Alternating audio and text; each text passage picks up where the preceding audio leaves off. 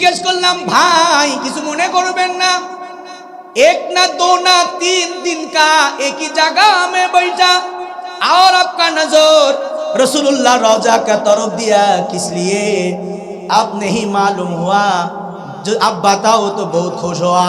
चले गलाम हजरत सौदे चुमा খেয়ে ফেললাম এই সেই ঠোঁট যেই ঠোঁটটি আপনাদের সামনে আমি বয়ান করতেছি।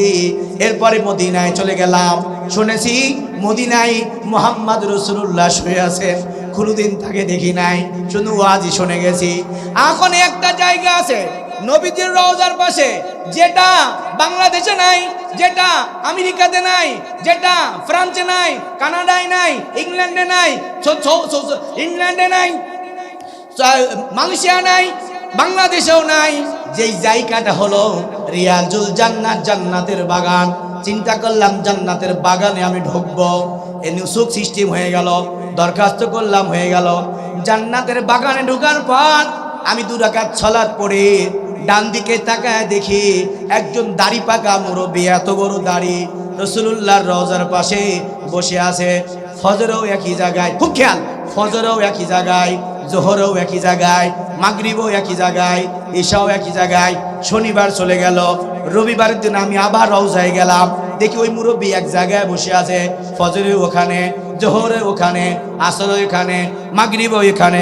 আমার কৌতূহল জেলে গেল, আমি একটা যুবক মানুষ, বয়স আমার কম, আমি দিনের বেলায় 2 বেলায় হোটেলে যাই, রাসূলুল্লাহর রওজায় এসে সালাম পৌঁছাই।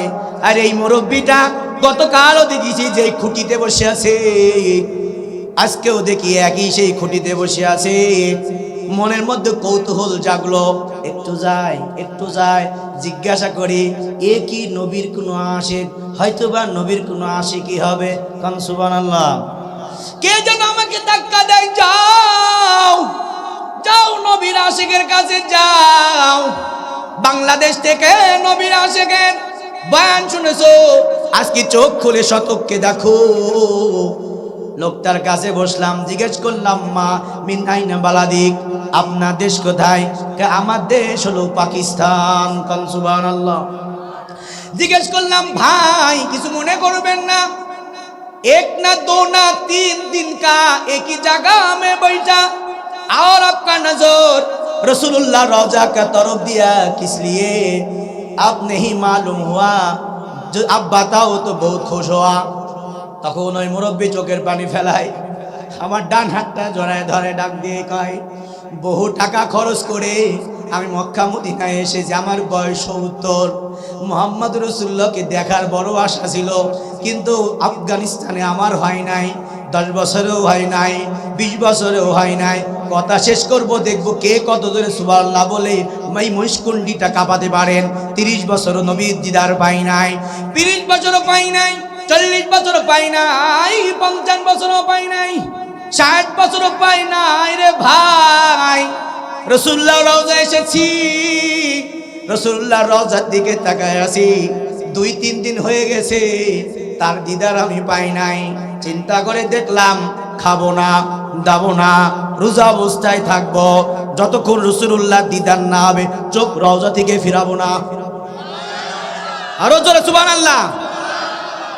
আমি তখন নামাজের শুরুতে ওই মদিনায় মানুষের সামনে হাঁটু গেড়ে বসে গেলাম, ডাক দিয়ে বললাম তাহলে খবর কি বলেন? তখন আল্লাহর বান্দা ছোট্ট বাচ্চার মতো হাওমাও করে কান্না করে ডাক দিয়ে কয়, প্রথম দিনও পাই নাই, দ্বিতীয় দিনও পাই নাই, সোমবারের দিন আজও মদিনার মানুষ রোজা রাখে, আমি সেই ইফতারি খেয়ে আসছি। ডাক দিয়ে কয়, আজকে এত পরিমাণ দরুদ শরীফ আমার দয়াল নবীর রওজা মুবারকে পাঠিয়েছি, গতকাল তাহাজ্জুদের সময় আসমানের আমার আল্লাহ, বাইতুল্লাহর আমার আল্লাহ, রওজা মুবারকে আমার আল্লাহ মুহাম্মদ রাসূলুল্লাহকে স্বপ্ন যোগে আমার এই গুনাহগার বান্দার চোখে দর্শন করে দিয়েছে। আর জোরে কর না সুবহানাল্লাহ। মনে বড় আশা ছিল যাব মদিনায়, কন্যা মনে বড় আশা ছিল যাব মদিনায় আরব সাগর পাড়ি দিব নাই কো আমার করি